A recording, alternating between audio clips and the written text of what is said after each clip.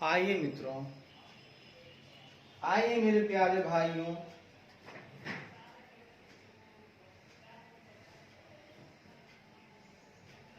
कभी भी एग्जाम मैं नहीं जानता हूं। मुझे सिर्फ इतना ध्यान रखना है कि जो बुक मेरे पास है मुझे उसका एक एक लाइन समझ में आ जाना चाहिए। बाकी छोड़ दे, उस पे छोड़ दे।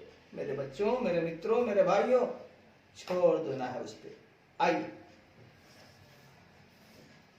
चर्चा को आगे बढ़ाने से पहले जरा सा अब हम कुछ नया चैप्टर्स की तरफ भागते हैं। यहां हमने 6 तक किया है। अब हर विषय को लेकर चलना है मित्रों, क्योंकि एक विषय में ही दिमाग लगा देने से काम नहीं चलेगा।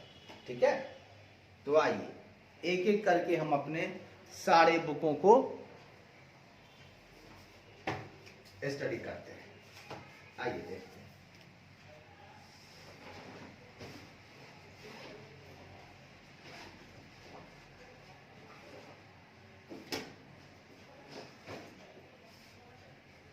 आज हम लोग बात करेंगे मित्रों, कोई भी एक चैप्टर हम उठाएंगे आज, स्ट्रेटेजिक मैनेजमेंट। चल,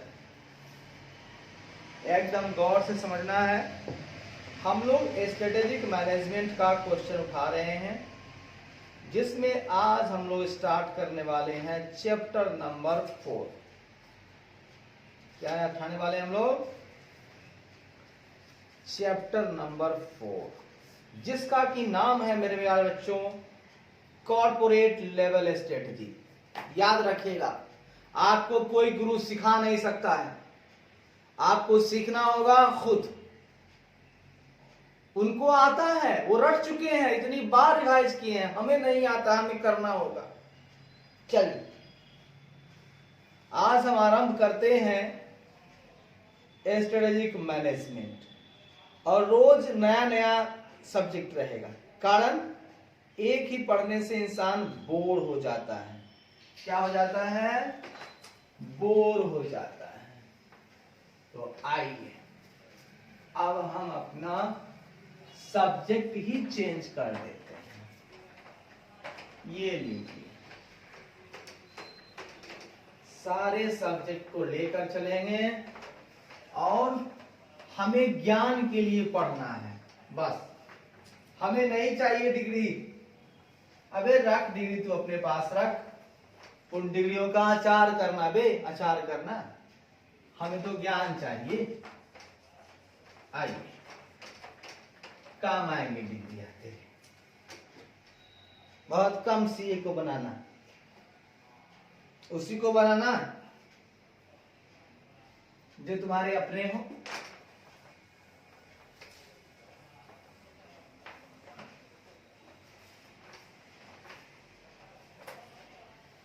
कॉपी चेक करते हैं, 3 नंबर 4 नंबर से फेल करते हैं। बड़े होशियार हैं, बहुत बहुत चेकिंग करने वाले। तमाशा बना के रख दिया है, तमाशा बना दिया है। हमें पता होता कि ऐसी इंस्टीट्यूट है, कभी ना आते, कभी ना आते। ये ज्ञान नहीं, इनको चाहिए हर महीने, हर 3 महीने पे 1500 रुपए। चल,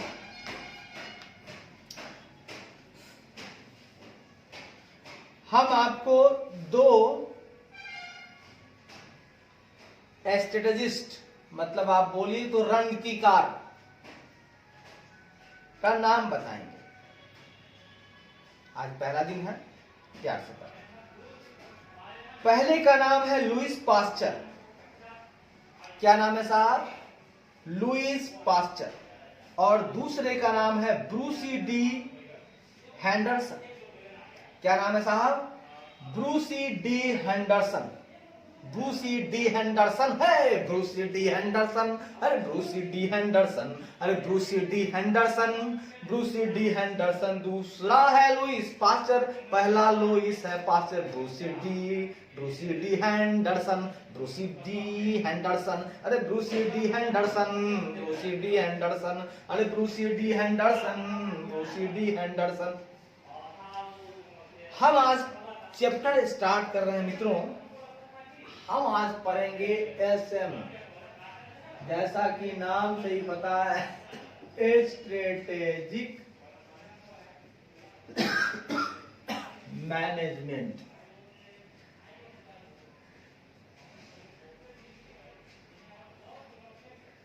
ठीक है, स्ट्रेटेजिक मैनेजमेंट ये हमारा विषय है। उसका चैप्टर नंबर 4 पढ़ेंगे। चैप्टर नंबर 4 में हम लोग पढ़ेंगे कॉर्पोरेट लेवल स्ट्रेटेजी।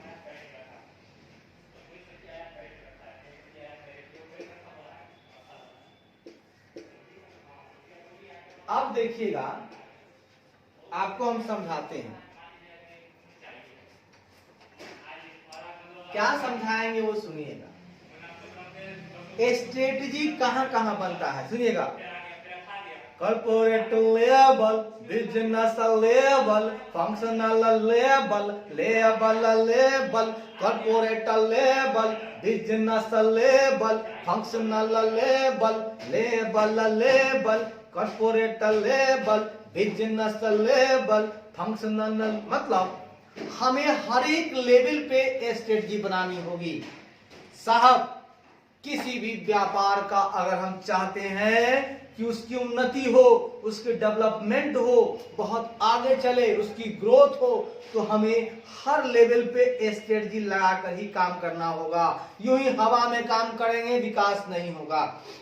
ग्रोथ चाहिए, प्रॉफिट चाहिए, बड़े ढंग से काम करना होगा, बहुत हिसाब से स्ट्रेटजी लगानी होगी।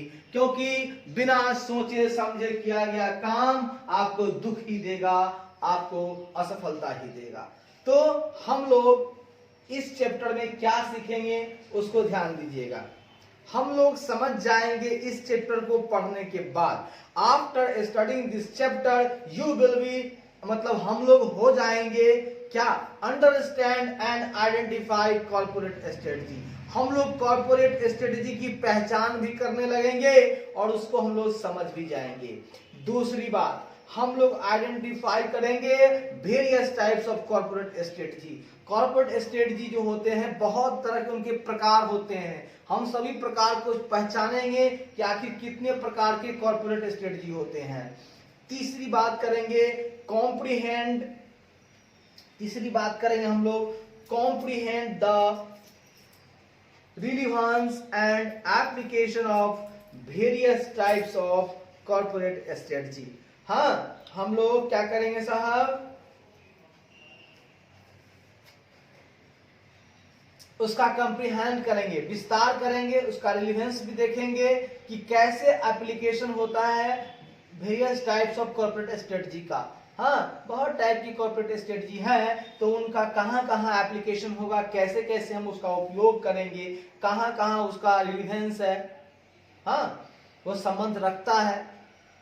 चलिए लास्ट में हम लोग समझेंगे कि reasons for adoption of various types of corporate strategy. आखिर क्यों जरूरत पड़ती है हमको बहुत अलग अलग तरह के कॉर्पोरेट स्ट्रेटजी को अडॉप्ट करने का, हम क्यों उसको अडॉप्ट करते हैं, अपनाते हैं, क्यों अपनाते हैं, वो भी जानेंगे। तो सर लुईस पास्चर जी कहते हैं know about combination strategy and strategic alliance. हम लोगों को जानना है कॉम्बिनेशन क्या है दोनों का, दोनों की कॉम्बिनेशन को जानना है, स्ट्रेटजी को भी और स्ट्रेटेजिक अलायंस को भी। उसके बाद chance favours the prepared mind. हाँ, फेवर्स, आप अपने माइंड को प्रिपेयर करो कि किस लिए, चांस लेने के लिए। कौन आपके फेवर्स में है? Strategy is a deliberate search for a plan of action. Strategy क्या है?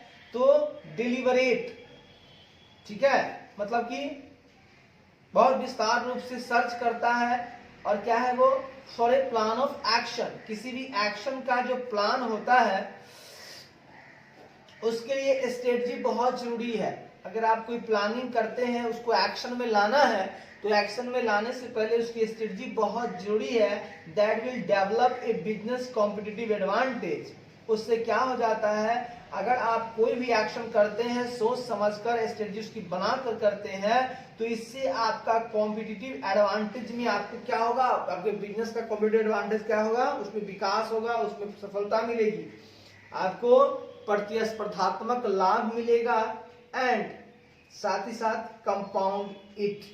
आपको क्या करना होगा, आप डेवलप कर सकते हैं क्या क्या, कॉम्पिटिटिव एडवांटेज तो होगा ही और साथ ही साथ और कुछ भी मिलेगा, कंपाउंड इट। ये बोले हैं ब्रूस डी हैंडरसन।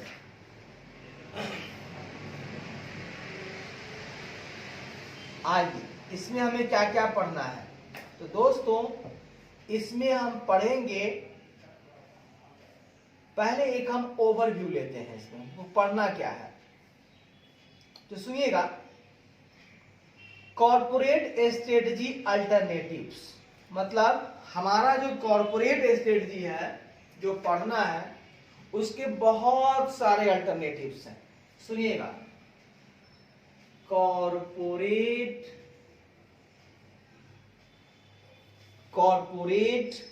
स्ट्रेटजी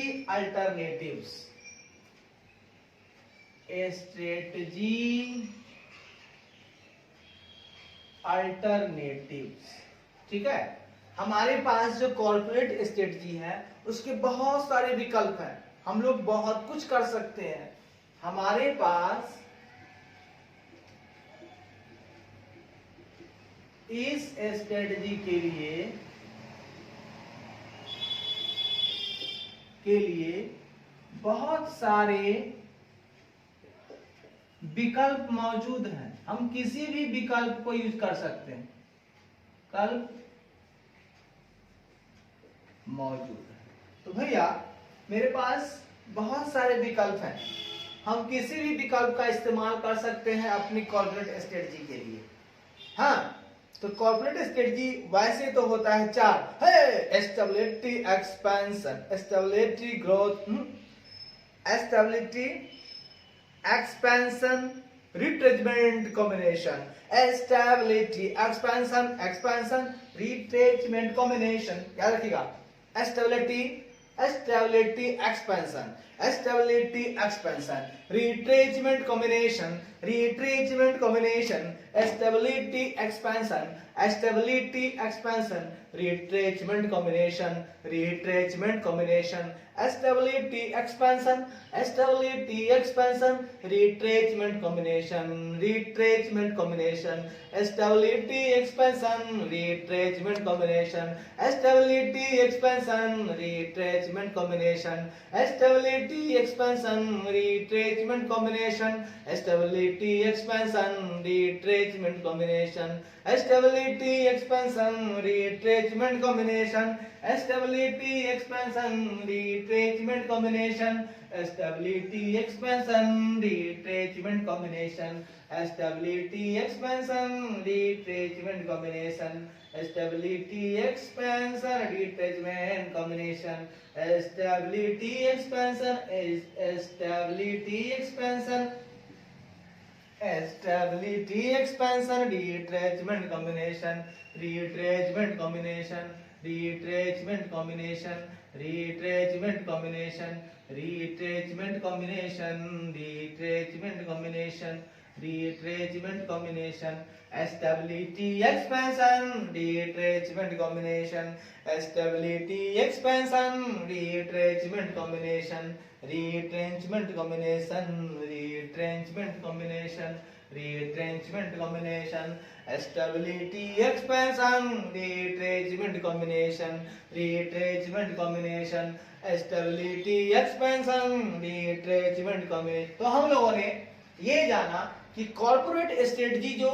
कि बहुत सारे विकल्प जो हमारे पास हैं, हम इन सभी का यूज करके अपनी कॉर्पोरेट की हालात को सुधार सकते हैं। हाँ, हम विकल्प क्यों लगाते हैं, आप देखिएगा मेरे प्यारे बच्चों, बात को समझिएगा, ठीक है। तो यहां पे मेरे पास चार ऑप्शन है। स्टेबिलिटी कर सकते हैं अपने व्यापार में, हम उसका एक्सपेंशन कर सकते हैं, या इसका दूसरा नाम है ग्रोथ, या तो छटनी कर देंगे, रिट्रेसमेंट कम कर देंगे, या सबका कॉम्बिनेशन लगा लेंगे। अब हमारे पास बहुत सारे प्रोडक्ट होंगे तो सब प्रोडक्ट पे हम चाहें तो ये तीनों का मिश्रण लगा सकते हैं, या किसी प्रोडक्ट को स्टेबल कर देंगे, किसी प्रोडक्ट का एक्सपेंशन करेंगे, या रिट्रेसमेंट, जैसा स्थिति आएगा अपने व्यापार को देखते हुए हम धीरे धीरे आगे बढ़ेंगे। कॉम्बिनेशन का मतलब होता है कि आपके पास 3-4, जैसे तंबाकू का काम करते हैं, सिगारेट का काम करते हैं, कपड़ा का काम करते हैं, तो कपड़े के काम को रोक दीजिए, रिट्रेच कर दीजिए, सिगरेट के काम को और बढ़ाइए, फायदा है, और तंबाकू के काम को स्टेबल कर दीजिए। आपके ऊपर है कि आपके पास कितने तरह के बिजनेस आप करते हैं, सब में आप अलग अलग लगा सकते हैं।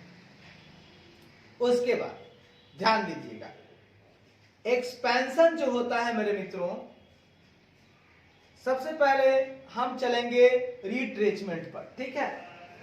रिट्रेचमेंट होता है 3 तरह का रिट्रेचमेंट, इसका नाम रखे हैं हम DLT, डेल्टा। क्या नाम रखा है मैंने? DLT, डेल्टा, ठीक है। डी से डाइवेस्टमेंट,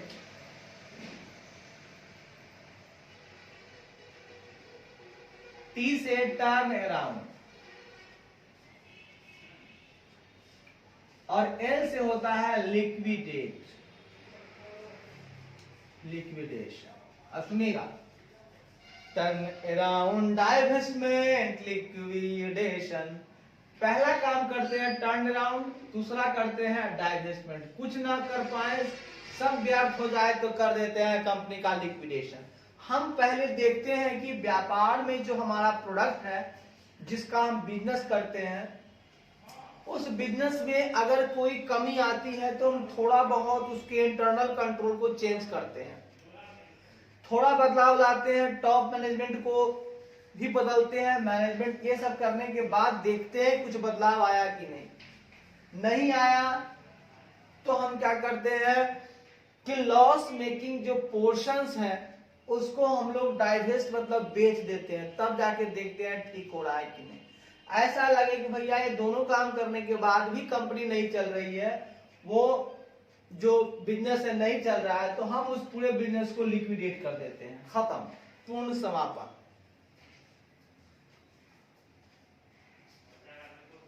उसके बाद एस्टेबिलिटी की तो बात ही ना करें। अब हम आते हैं एक्सपेंशन की तरफ। कहां आते हैं मित्रों? एक्सपेंशन। देखिए मेरे मित्रों, एक्सपेंशन जो हम करते हैं ना, वो 2 तरह का होता है, ठीक है। हम जो विस्तार करते हैं, यही बहुत बड़ी चर्चाएं हैं। एक्सपेंशन करते हैं उसको बोलता है हम लोग इंटरनल ग्रोथ स्ट्रेटजी और एक्सटर्नल ग्रोथ स्ट्रेटजी। इसको एक्सपेंशन को हम क्या बोल सकते हैं sir ji?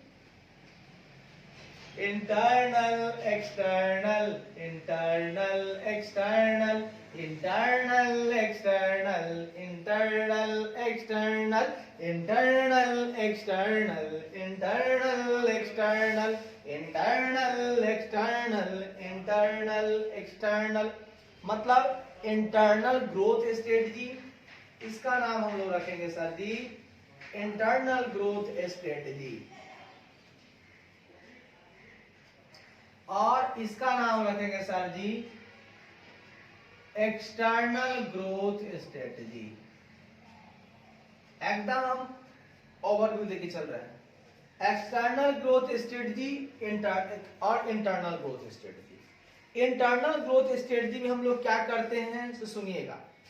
Internal growth strategy में हम लोग,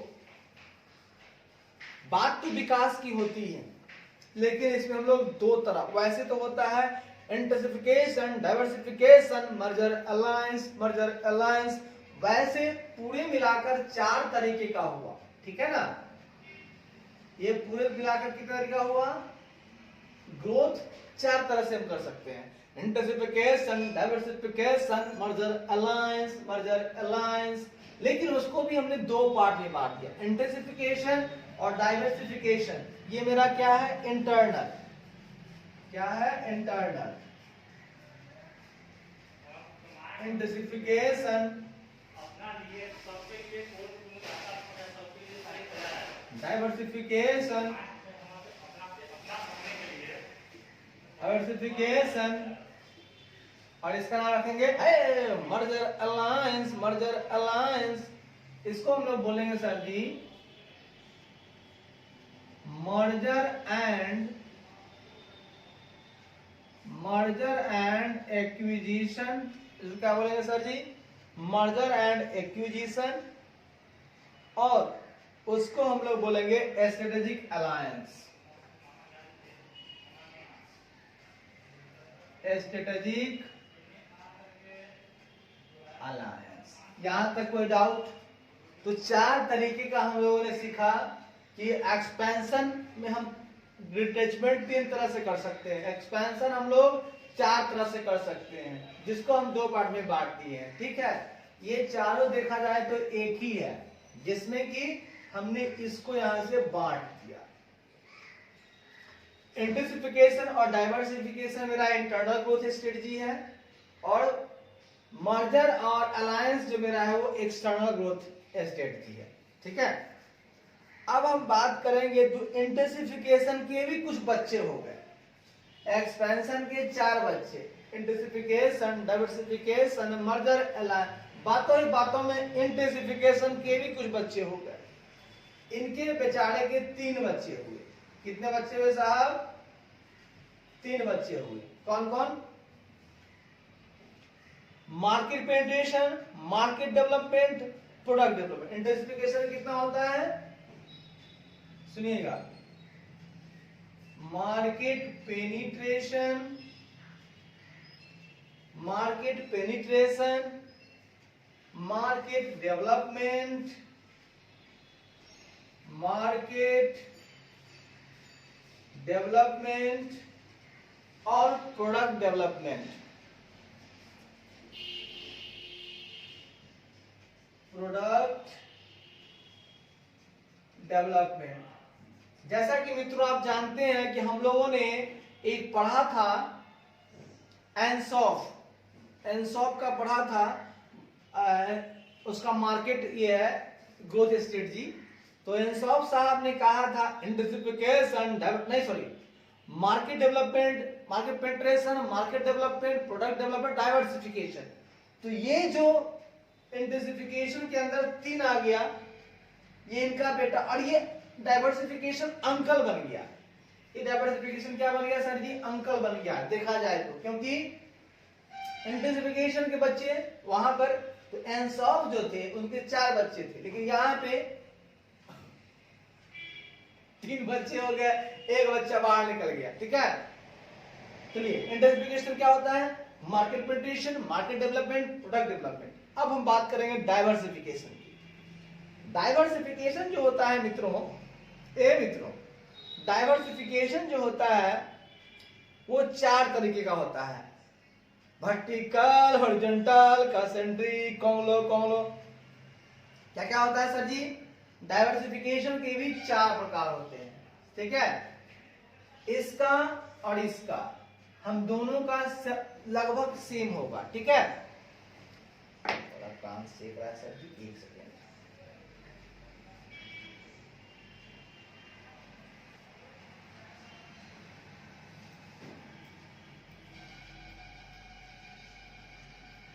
आइए सर, जरा बाहर भी देख लेते हैं ना सर।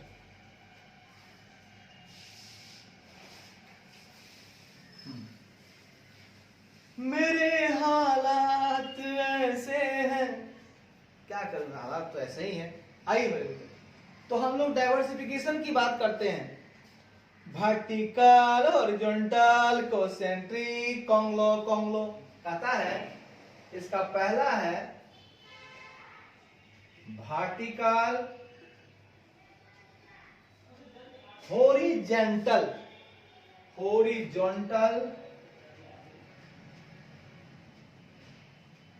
कोसेंट्रिक और कॉन्ग्लोमरेट। सुनिएगा, वर्टिकल, हॉरिजॉन्टल, कोसेंट्रिक और कॉन्ग्लोमरेट। ये क्या है? कॉन्ग्लोमरेट डाइवर्सिफिकेशन,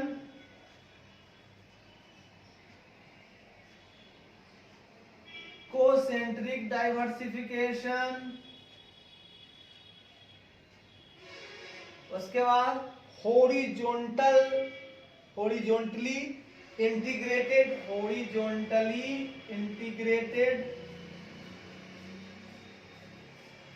और एक होता है वर्टिकली इंटीग्रेटेड। अब बात समझिएगा मेरे मित्रों, वर्टिकल, हॉरिजॉन्टल, कोसेंट्रिक, कॉन्ग्लो। अब बातों में जो वर्टिकल साहब हैं, इनके भी दो बच्चे हो गए, एक हो गया बैकवर्ड और एक हो गया फॉरवर्ड। ठीक है, वाह, एक बच्चा बैकवर्ड हो गया और एक बच्चा फॉरवर्ड हो गया।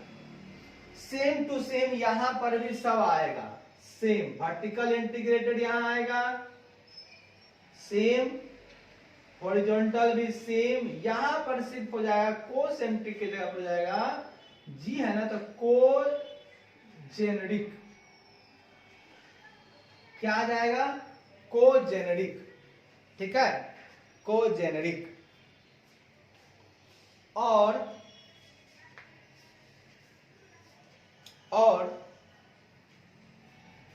यहां पर रहेगा कॉन्ग्लो ही रहेगा, सेम दो। तो ये तो सेम हो गया, खाली यहां हो जाएगा कोजेनेरिक।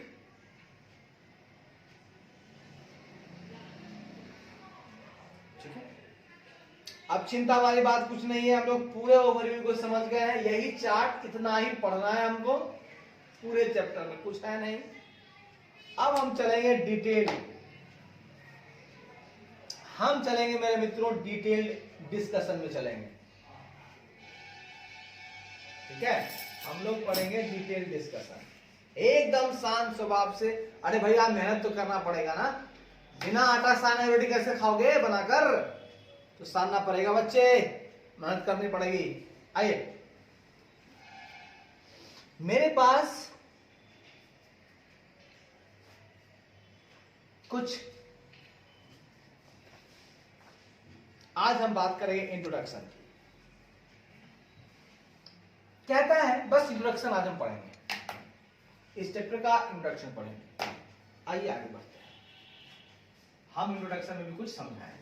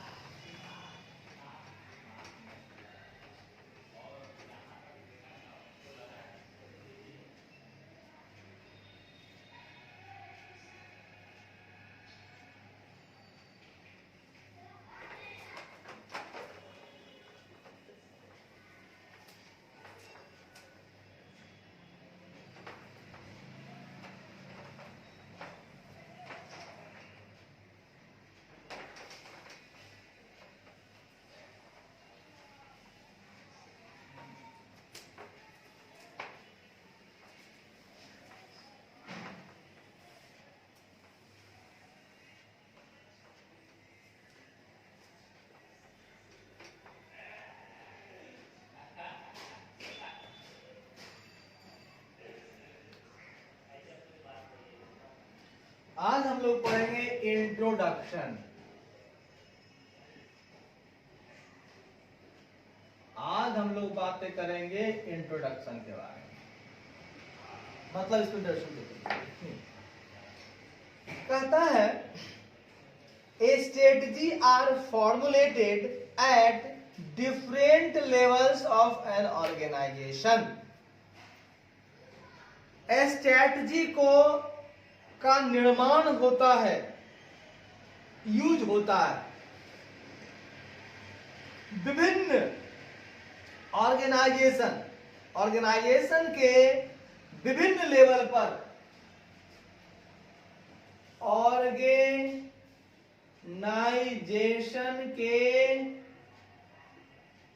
भिन्न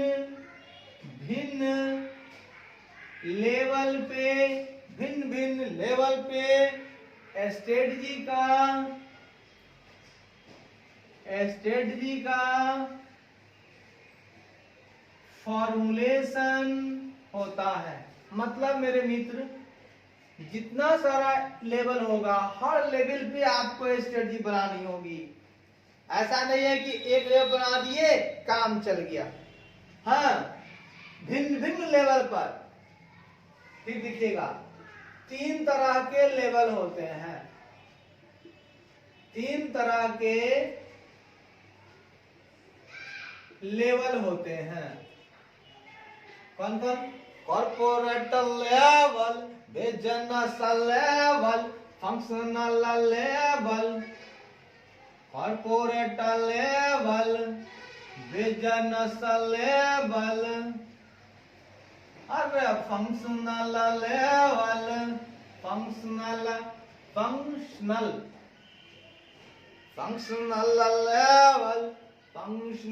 लेवल। इन तीनों लेवल पे, अलग अलग लेवल पे स्ट्रेटजी लगाई जाती है। कॉर्पोरेट लेवल पे अलग स्ट्रेटजी, बिजनेस लेवल पे अलग स्ट्रेटजी, फंक्शनल लेवल पे अलग स्ट्रेटजी। अब सुनिए, बनाई जाती है। Corporate level strategy occupy the highest level of strategy decision making. किस लेवल का करता है ये? हाईएस्ट लेवल का स्ट्रेटजी डिसीजन मेकिंग कहां होता है? कॉर्पोरेट लेवल स्ट्रेटजी जो है वो कॉर्पोरेट लेवल स्ट्रेटजी में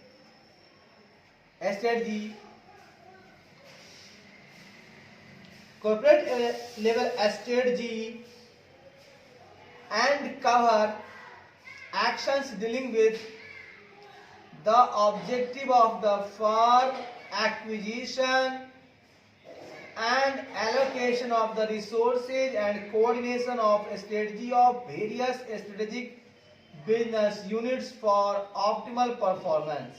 बात समझिएगा। अभी हम बात कर लेंगे कॉर्पोरेट लेवल स्ट्रेटजी की, ठीक है ना?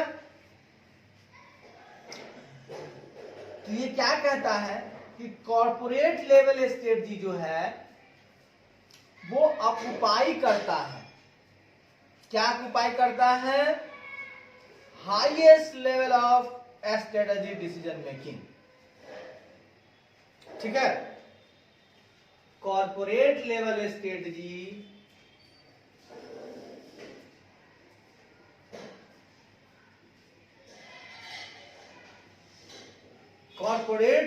स्ट्रेटजी हाँ,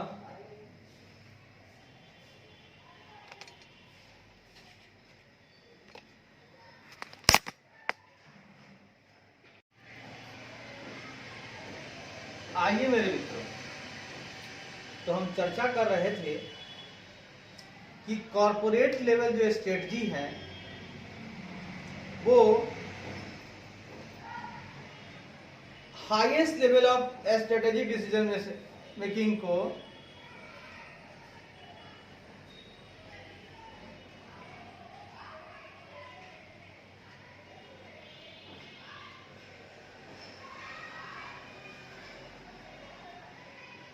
ऑक्युपाई करता है।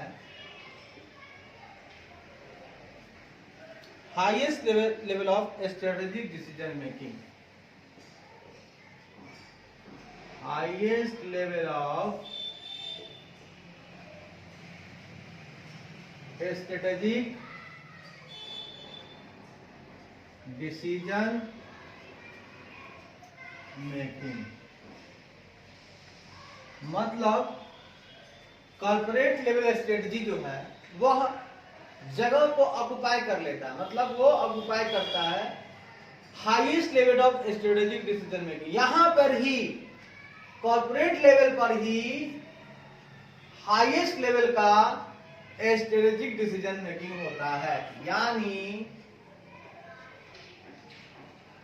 कॉर्पोरेट लेवल पे ही हाईएस्ट लेवल का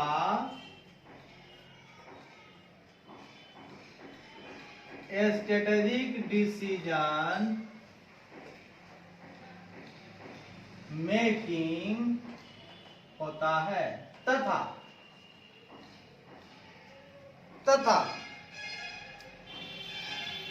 यह ऐसे एक्शन के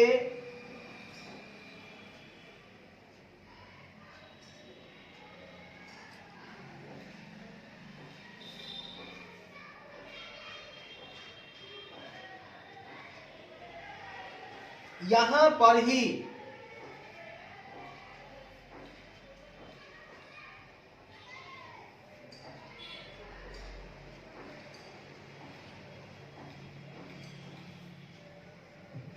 यहां पर ऐसा एक्शन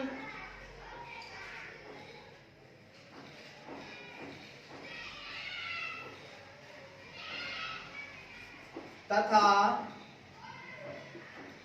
इसी लेवल पे ऐसे एक्शन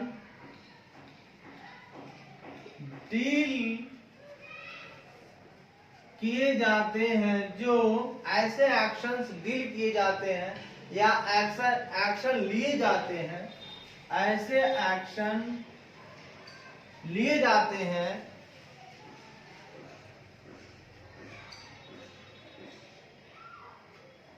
जो कवर करता है फर्म के ऑब्जेक्टिव को,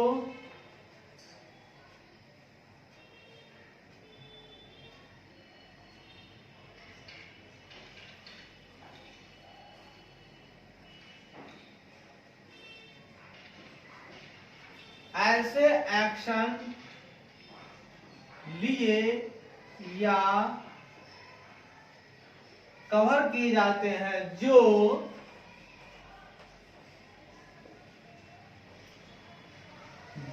डील करता है पहला फर्म के ऑब्जेक्टिव को,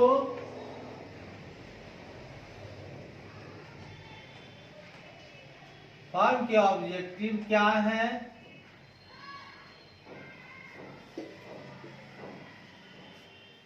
दूसरा एक्विजिशन और एलोकेशन ऑफ रिसोर्सेज को, दूसरा एक्विजिशन तथा रिसोर्स के एलोकेशन को तथा रिसोर्स के एलोकेशन कैसे करना है, तीसरा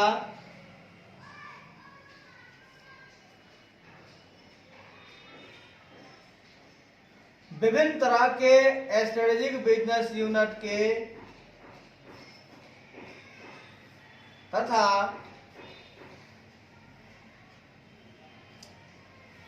विभिन्न तरह के स्ट्रेटेजिक बिजनेस यूनिट, तीसरा विभिन्न तरह के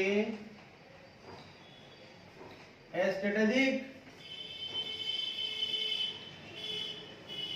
बिजनेस यूनिट, विभिन्न तरह के स्ट्रेटेजिक बिजनेस यूनिट के ऑप्टिमल परफॉर्मेंस के लिए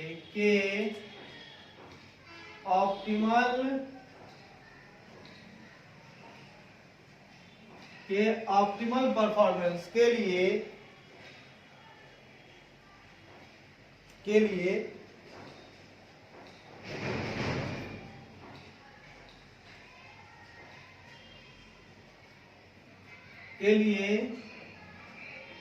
बनी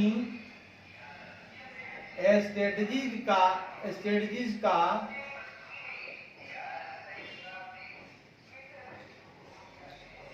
स्ट्रेटजी के साथ कोऑर्डिनेशन कैसे किया जाएगा,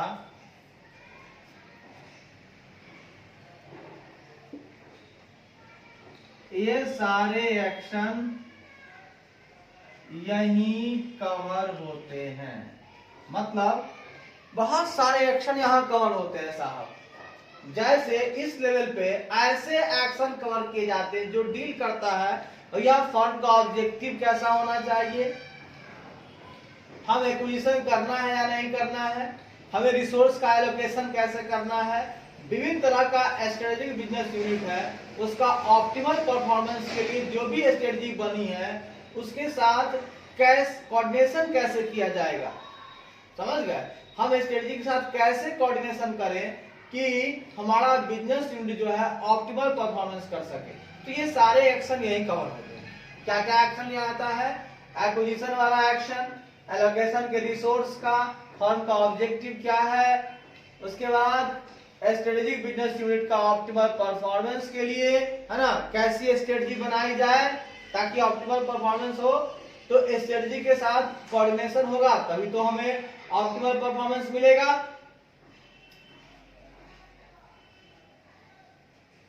किया जाए मतलब कैसे किया जाए ताकि हमको एसबीयू का ऑप्टिमल परफॉर्मेंस मिल सके। तो ये सारा एक्शन यही लिया जाता है।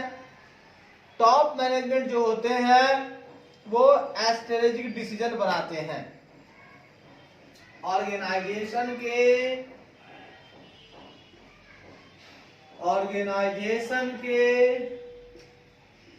टॉप मैनेजमेंट ही स्ट्रेटेजिक डिसीजन बनाते हैं, लेते हैं। स्ट्रेटेजिक डिसीजन लेते हैं, सही बात है। ऑर्गेनाइजेशन का जो टॉप मैनेजमेंट होगा वो क्या करेगा, स्ट्रेटेजिक डिसीजन लेगा। स्ट्रेटेजिक डिसीजन का नेचर ऐसा होना चाहिए, कैसा होना चाहिए, वैल्यू ओरिएंटेड। स्ट्रेटेजिक डिसीजन का नेचर, स्ट्रेटेजिक डिसीजन का नेचर कैसा होना चाहिए मित्रों, तो स्ट्रेटेजिक डिसीजन का नेचर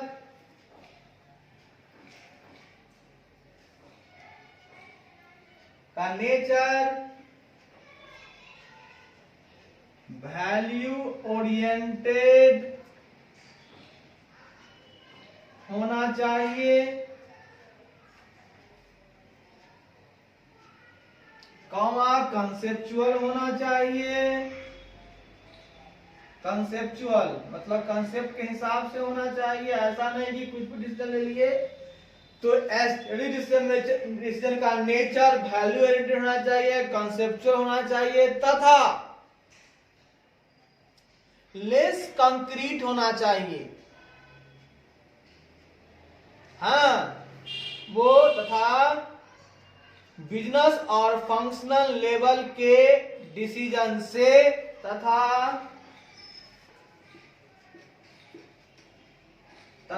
बिजनेस तथा फंक्शनल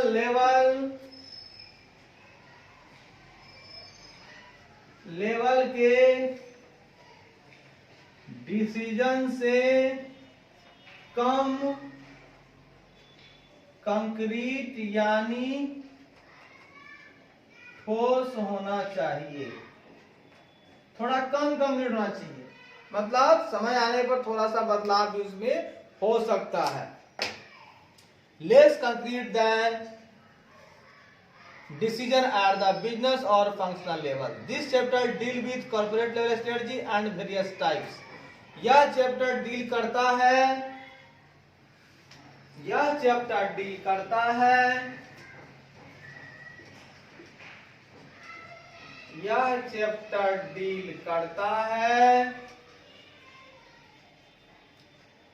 कॉर्पोरेट लेवल स्ट्रेटजी और उसके विभिन्न प्रकार को। कॉर्पोरेट लेवल स्ट्रेटजी तथा उसके विभिन्न प्रकार को यह चैप्टर डील करता है, ठीक है ना। तो इस चैप्टर में हम लोग ये सारी चीजें सीखेंगे, ठीक है।